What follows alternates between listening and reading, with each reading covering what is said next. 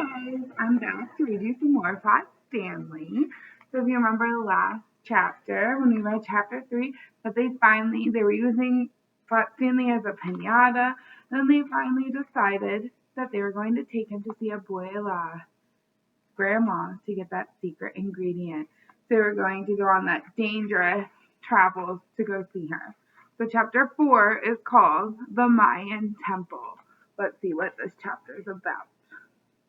Stanley had traveled more than most people his age, and although he enjoyed visiting faraway places, it was not always easy. For instance, airmail was sometimes warm and uncomfortable, but the journey to see Abuela was more difficult than Stanley had ever taken. On this trip, he did not have the luxury of waiting patiently in an envelope or of being rolled up and placed on the back of a horse.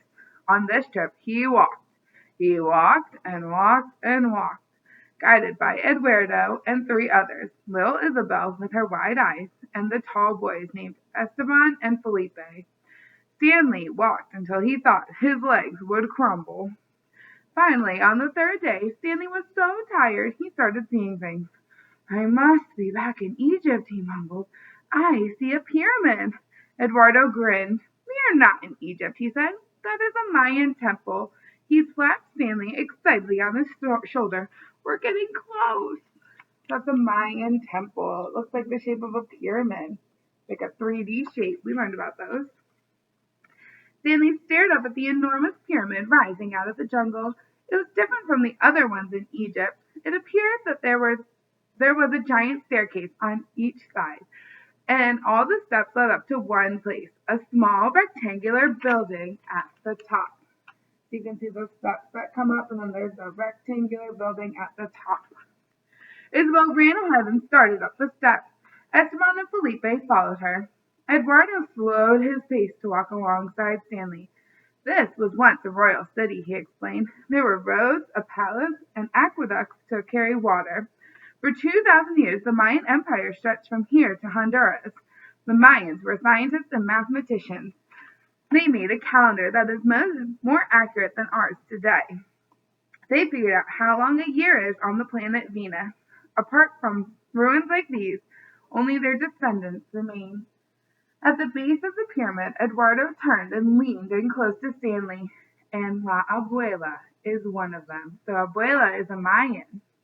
"Pardon-moi?" a tall man said with a thin mustache, held out a camera to Stanley. He wore a white shirt that had 2 rows of buttons down the front. "Would you like to take my photo?" he said in a smooth French accent. "This is a very special day for me." "Sure," said Stanley. This was the first tourist other than himself that he'd seen the whole trip. "Say cheese," Stanley said. But instead of smiling, the man frowned like a clown. No, he sang. "Cheese is the ingredient we had in mind." 2 of the men emerged from the jungle. 2 other men emerged from the jungle, one short and fat, the other one bald and muscular. Both wore the same uniform as the first man. Stanley noticed an insignia on the breast of their shirt. They looked like chefs. In fact, the bald one was holding what appeared to be a long kitchen knife. "Spies," realized Stanley. Eduardo turned and sprinted up the pyramid toward Isabel, Felipe, and Esteban. The man grabbed Stanley's arm before he could follow. They think that these French men that look like chefs are spies to stop him from getting Abuela's secret recipe. "I'm not a spy," the man spat. "I'm the great 4-star chef of my restaurant. And here's my sous chef, my saucier. We know nothing of spying, we only know cooking." "And carving," said Bernardo, ominously rubbing the blade of his knife with his thumb. "Why are you standing there, Chef Lulu?" barked up his staff. "Get those children." As the saucier and sous chef charged past, Chef Lulu turned Stanley horizontally, tucked him under his arm like a loaf of French bread, and started up the steps after everyone else. So they are spies. They took Stanley and now they're going to get all the other kids. "What is an American flat boy like you doing in this part of the world?" he said, his arm tight around Stanley. Just visiting," Stanley gulped. The chef snorted. "Is that so? I've been trying to visit Abuela for 9 years," he said, "except no one knows where she lives." So the chefs are trying to go get the secret ingredient too. Isabel screamed halfway up the pyramid. Patrice, the saucier, grabbed her by the waist and hoisted her in the air, her legs kicking furiously. 9 years away from my restaurant, Chef Lulu continued. 9 years in pursuit of perfection. But today my persistence pays off. Because you and your friends know where Abuela lives, don't you? She lives at the top of this pyramid and you led us right to her. Someone whistled behind them. Chef Lulu swung around and Stanley swung with him. It was Carmen. Remember, Carmen was the bullfighter that first met Stanley from the envelope. Bonjour, madame, Chef Lulu began smoothly. I don't think that this is your pyramid, Carmen said calmly. I do not think this is your country, and I do not think that that is your flat boy. She came toward them. Chef Lulu gave a signal. The other spies dropped the children they were holding and charged back down towards Carmen. Carmen did nothing. Nothing, that is, except take one small step to the left and then to the right, then wiggle her hips ever so slightly. The sous chef and the saucier lunged, but missed her completely. Oomph! Ow! Adios!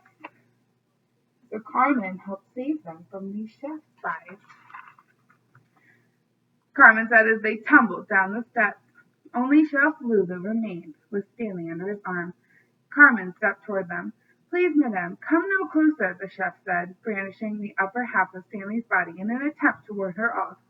Carmen was now less than 3 feet away. She winked at Stanley. In one graceful motion, Carmen bent at the waist and grabbed Stanley's hand. She pulled him from the chef's grasp and spun around like a dancer. Stanley's feet sailed through the air, completing the round. His shoes hit Chef Lulu square in the middle of his crisp white chest. Ah! Cried the chef as he crashed all the way down to the bottom of the pyramid. The children cheered as the chef and his staff scampered back into the jungle. They all hugged Carmen. You were wrong to go off without telling anyone, she said. She repeated herself in Spanish so that Isabel, Esteban, and Felipe would understand. Isabel welled up in tears. Now you must return home. I will take Stanley from here. But we're so close, said Eduardo. Carmen lifted her eyes to the low building at the top of the pyramid. It's lucky you were not closer, she said, or Abuela's secret would not be a secret no more. That is the end of our chapter. So chapter 5 is called The Plunge. So I can't wait to see what happens next chapter. Why don't you make a prediction? What do you think Grandma's secret ingredient is?